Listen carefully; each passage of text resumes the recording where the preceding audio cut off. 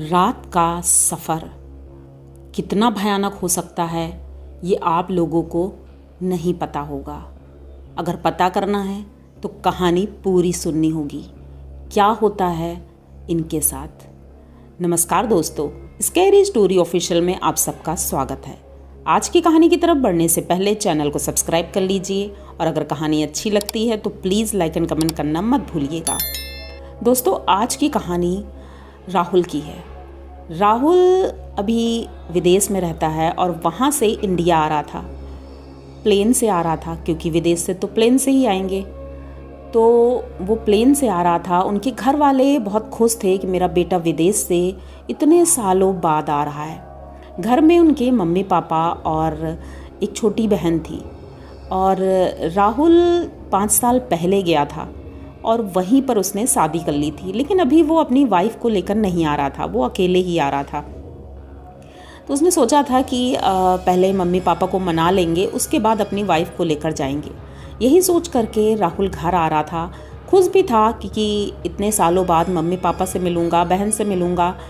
तो वो जब एयरपोर्ट पे उतरता है तो रात बहुत हो गई थी और इतना बड़ा शहर भी नहीं था कि जैसे मुंबई वगैरह हो, वहाँ पर लेट नाइट कन्वेंस मिल जाए। और बात उस समय की है जब ये कैब वगैरह नहीं चलती थी। तो ये एयरपोर्ट पे उतरता है और बाहर निकलता है, देखता है कि वैसे तो टैक्सी वगैरह मिल जाया करती थी, लेकिन आज कोई टैक्सी नहीं थी वहाँ पर। अब राहुल इधर उधर देखता है और अब सोच रहा था मैं घर कैसे जाऊँगा, क्योंकि उसका घर वहाँ से लगभग 25 किलोमीटर दूर था। अब ये बहुत परेशान होता है, सड़क किनारे थोड़ा वेट करता है कि शायद कोई टैक्सी मिल जाए। तभी इसे दूर से आता हुआ एक रिक्शा दिखाई पड़ता है। अब ये सोचता है चलो ठीक है, रिक्शा ही सही, अगर रिक्शा भी मिल जाएगा तो ज़्यादा पैसे दे करके मैं उसे बुक कर लूँगा। रिक्शा वाला जैसे ही आता है तो ये उससे पूछता है कि भाई मुझे उस गांव तक जाना है, क्या आप मुझे छोड़ देंगे। वो सिर्फ अपना सर हिलाता है और उसके सर हिलाते ही ये रिक्शे में बैठ जाता है और बोलता है आपको जितने पैसे लगेंगे उसका डबल मैं दूंगा, क्योंकि रात का सफ़र है और प्रॉब्लम हो सकती है, आपको भी वापस लौटना होगा। वो कुछ भी नहीं बोल रहा था। ये अब चल देते हैं। राहुल ने काफ़ी बात करने की कोशिश की कि मैं विदेश से इतने सालों बाद आया हूँ, कैसा है यहाँ का माहौल, गांव कैसा है, यहाँ के लोग अब कैसे हैं, सब कुछ ठीक तो है। लेकिन वो कुछ भी नहीं बोल रहा था। अब ये काफ़ी परेशान होता है कि आखिर ऐसा क्या है जो ये बोलता नहीं है, क्या ये बोल नहीं पाता है, शायद गूंगा होगा। यही सोचकर राहुल थोड़ी देर चुप रहता है। जैसे ही ये अभी अपना मोबाइल निकाल रहा था, क्योंकि उस वक्त बटन वाला मोबाइल चलता था, तो आप लोग अंदाज़ा लगा सकते हैं कि ये कहानी कब की है। तो बटन वाला मोबाइल निकालता है और अपने पापा को फ़ोन मिला रहा था, लेकिन नंबर नहीं लग रहा था। तो ये पूछता है यहाँ पर नेटवर्क बहुत ख़राब है। तो वो फिर से सर हिलाता है। तो ये कहता है अजीब है। फिर कहता है कि भाई क्या आप बोलने में आपको प्रॉब्लम है क्या, मतलब अगर कोई प्रॉब्लम है तो ठीक है, वरना क्या आप गुस्सा हैं या कोई आपको और कोई दिक्कत है। तब वो बोलता है कि नहीं, मुझे कोई दिक्कत नहीं है, पर मैं कम बोलता हूँ, बहुत बोलता था, इसीलिए आज मेरी ये स्थिति है। तो ये राहुल पूछता है क्या स्थिति है, मतलब आपको कोई बहुत ज़्यादा प्रॉब्लम है, मैं आपकी कोई मदद कर सकता हूँ। फिर वो चुप हो जाता है। अब थोड़ी दूर ही चला था कि रास्ते में उसे 2 लोग खड़े हुए दिखाई पड़ते हैं बीच सड़क पर। अब ये बचाते हुए उनको निकल रहा था, लेकिन पता नहीं क्यों वो आदमी कुछ अजीब से दिख रहे थे। इतनी रात को लगभग 12 बज चुका था और वो बीच रास्ते पर क्या कर रहे थे, इसे कुछ समझ में नहीं आ रहा था। लेकिन फिर भी जो भी हो, इसने कहा कि तुम्हें लिफ्ट दे देनी चाहिए थी। तो उसने कहा कि नहीं, लिफ्ट नहीं देनी चाहिए क्योंकि ये जगह ठीक नहीं है। तो कहता है चलो ठीक है, अच्छा कोई बात नहीं। अब थोड़ा और आगे जाते हैं। तभी एक बुज़ुर्ग आदमी था जो सड़क किनारे डंडा लेकर खड़ा था। तो जब राहुल ने उसको देखा तो रिक्शे को रोका और बोला कि भाई ऐसा है कि आप रिक्शा रोक दो, क्योंकि ये बहुत बूढ़े हैं और इन्हें हो सकता है कहीं जाना हो, हेल्प की ज़रूरत होगी, तो प्लीज़ तुम रिक्शा रोक दो और इन्हें लिफ्ट दे दो। उसके ना चाहते हुए भी इसको रोकना पड़ता है रिक्शा, और वो सवारी आकर बैठ जाती है। वो बूढ़ा पहले तो नॉर्मल लग रहा था, लेकिन धीरे धीरे उसकी बातें शुरू होती हैं, वो बातें कर रहा था। उसने कहा कि तुम्हें कहाँ जाना है? तो राहुल ने बताया कि मुझे उस गांव में जाना है। तो राहुल ने पूछा कि काका आपको कहाँ जाना है? तो इसने कहा मुझे तो वहीं जाना है जहाँ पर हर एक इंसान को एक बार जाना होता है। इनकी बातें कुछ गोलमोल थी जो कि राहुल को समझ में नहीं आ रही थी। राहुल कहता है कि काका मैं आपकी कोई मदद कर सकता हूँ क्योंकि आपको तो चल नहीं पा रहे हैं। तो वो कहते हैं जिसे मदद करनी थी उसने तो मदद की नहीं, तुम क्या मदद कर दोगे मेरी? हो सकता है तुम्हें मेरी मदद की ज़रूरत पड़ जाए। अब राहुल बिल्कुल समझ नहीं पा रहा था कि क्या ये बोल रहे हैं, गोलमोल बातें कर रहे हैं। तभी थोड़ी दूरी पर एक बड़ा सा पेड़ दिखाई देता है। उस पेड़ के नीचे 4 लोग बैठे हुए थे। तो ये गौर से देखता है कि ये जो बूढ़ा आदमी था ये उतरता है रिक्शे से और उधर की तरफ चल देता है। अब वो जैसे ही उधर जाता है तो वो चारों आदमी जो बैठे थे वो उठकर भाग जाते हैं चिल्लाते हुए, कुछ चिल्ला रहे थे। तो राहुल रिक्शे से उतरता है और रिक्शे वाले से कहता है कि 2 मिनट रुकना, मैं आता हूँ। रिक्शा वाला उन्हें रोक रहा था लेकिन वो नहीं सुना।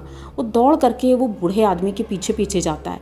वो बूढ़ा आदमी उस पेड़ के ऊपर इतनी तेजी से चढ़ता है कि राहुल देख करके एकदम से चौंक जाता है क्योंकि वो इतना बूढ़ा था कि लग रहा था कि वो चढ़ ही नहीं पाएगा। पर वो देखने के बाद अचानक से राहुल की निगाह पड़ती है नीचे, क्योंकि नीचे खाई थी और वो पेड़ एकदम रोड के किनारे था। खाई में उसने देखा कि एक रिक्शा है जो नीचे पड़ा हुआ है, लगता है किसी का एक्सीडेंट हुआ है। राहुल यही सोच करके बस वापस चलने ही लगा था। फिर याद आता है कि वो बूढ़ा आदमी आखिर कहाँ चला गया। जब ये ऊपर सर उठाकर देखता है तो वो बूढ़ा आदमी उस पेड़ की डालों पर लटक रहा था, इधर से उधर उधर से इधर, और हंस रहा था और कहता है कि तुम्हारा बहुत बहुत शुक्रिया जो तुमने मुझे मेरे घर तक पहुंचा दिया। अब राहुल कुछ समझ पाता उससे पहले कि उसे याद आता है कि अब मैं यहाँ से भाग जाऊँ, क्योंकि समझ चुका था कि ये कोई नॉर्मल चीज़ नहीं है। उसने सुना था कि यहाँ पर ये सारी चीज़ें होती हैं, भूत प्रेत। अब डर तो बहुत ज़्यादा लग रहा था, लेकिन अब याद आया कि यहाँ पर 4 आदमी बैठे थे। पर आप लोग सोच रहे होंगे तो भूत तो देख लिया, लेकिन अब क्या होने वाला है? अब राहुल के साथ जो होने वाला था वो शायद उसे खुद नहीं पता था। उसने देखा कि वो चारों आदमी तो चले गए थे, लेकिन वो जो मुर्दा था वो अभी भी पड़ा था। ये धीरे धीरे उसकी तरफ बढ़ रहा था। हवा बहुत तेज चल रही थी। राहुल ने सोचा कि वो चारों आदमी आखिर मुझे देखकर क्यों चले गए यहाँ से, और अब तो दूर दूर तक कोई दिखाई नहीं दे रहा था। तभी एक हवा का झोंका आता है और वो कपड़ा उसके चेहरे से हट जाता है। जैसे ही राहुल उस चेहरे को देखता है तो वो कोई और नहीं, वो वही रिक्शे वाला था जिस रिक्शे में राहुल बैठा था। इसे देख करके राहुल इतना ज़्यादा डर गया था कि उसकी चीख निकल गई। अब वो पीछे मुड़ा, उसने इस रिक्शे वाले की तरफ देखा तो रिक्शा वाला वहीं पर खड़ा था और राहुल को देखकर मुस्कुरा रहा था और बोलता है कि चलो साहब, देर हो रही है, जल्दी से आपको आपके गांव तक छोड़ दूं। बस इतना सुनना ही था कि राहुल पता नहीं कब और कैसे इतनी तेज़ी से भागता है कि सीधे अपने गांव में ही रुकता है जाके। उसे पता ही नहीं चला कि वो इतनी तेज़ी से कैसे भाग पाया और अपने गांव पहुंचता है। गांव के किनारे जाते ही वो बेहोश हो जाता है, वहीं गिर जाता है।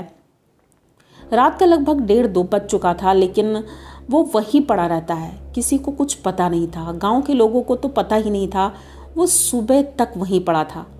लगभग 4 बजे जब गांव के लोग उठते हैं तो वो जब बाहर निकले तो उन्होंने देखा कि किनारे कोई एक आदमी पड़ा हुआ है। तो जब जाते हैं, उसे उठाते हैं, देखते हैं तो कुछ गांव के लोग पहचान गए थे, तो उसे उठाकर ले जाते हैं उसके घर।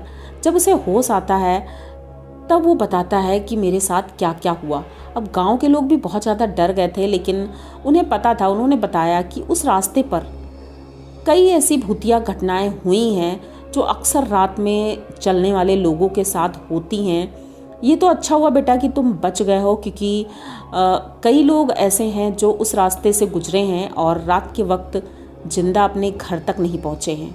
पता नहीं क्यों तुम बच गए। हो सकता है तुम्हारे पूर्वज, तुम्हारे माँ और तुम्हारे पिताजी का जो पूजा पाठ करते हैं उनका आशीर्वाद, किसी न किसी कारण से शायद तुम बच गए हो। अब ये सुन करके राहुल तो बहुत ज़्यादा डरा हुआ था। उनके मम्मी पापा नहाने के बाद राहुल सीधे मम्मी पापा के साथ मंदिर जाता है और पूजा करता है। उसके बाद से राहुल के साथ ऐसा कुछ नहीं हुआ, लेकिन राहुल का ये एक्सपीरियंस उसे आज तक डराता है और अब तो राहुल कभी भी रात में घर से बाहर निकलता ही नहीं कि इतनी रात को अकेले कोई सफ़र करे। तो आप लोगों को राहुल की ये कहानी कैसी लगी? अगर अच्छी लगी हो तो प्लीज़ चैनल को सब्सक्राइब करिए, लाइक कमेंट करिए, शेयर करिए। इसी तरह की नई और अनोखी कहानियाँ मैं लेके आती रहती हूँ।